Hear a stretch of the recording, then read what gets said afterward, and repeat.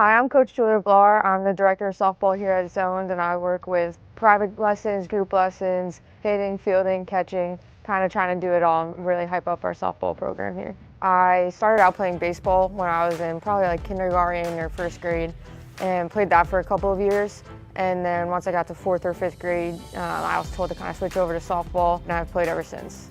Number 24, Julia Blarr.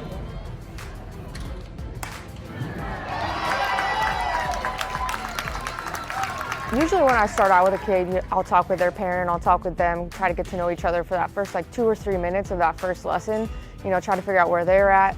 I like to give them a background about like where I played, position-wise, my philosophy when it comes to hitting or my philosophy when it comes to fielding, and really make sure that they understand what they're gonna get from me. That last 2 or 3 minutes of the lesson, I'm always gonna go out of the cage and talk with the parent and, go over specific things that we did, drills that they can do at home, things to look for in their games when they're not with me. I think my biggest philosophy on how I go about coaching my players is putting them in uncomfortable positions.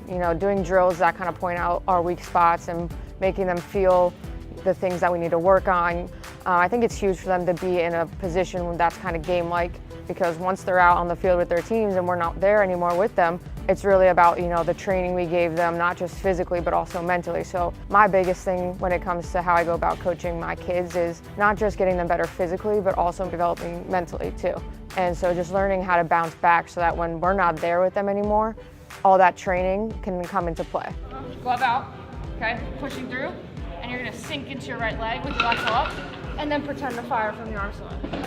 I think like the biggest thing I tell my kids is, sometimes you see them swinging out of their shoes or like steamrolling through the field when we're going over defensive stuff. And I always tell them like when you're trying to do too much, you're gonna wind up not doing anything at all. So just reminding them that be the best that they can be, and it's not necessarily physically either.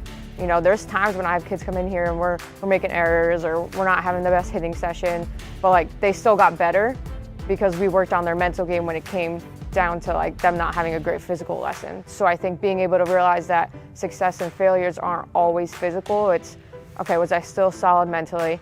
Did I make an adjustment? Was I still a great teammate or a great kid during the lesson, as opposed to some of those kids that kind of throw their head back?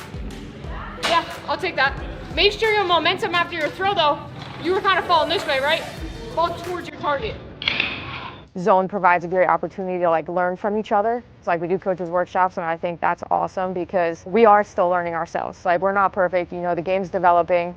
And so the more we can all get together as a group and really talk about, some struggles we may have had that week or some new drills we found or, different kinds of things we want to hit mentally, I think the better. And I think we all became better coaches because we started doing those workshops, and we continue to do them every week. And I think that's honestly one of the best parts about working here is just like that in-house continued education that we get.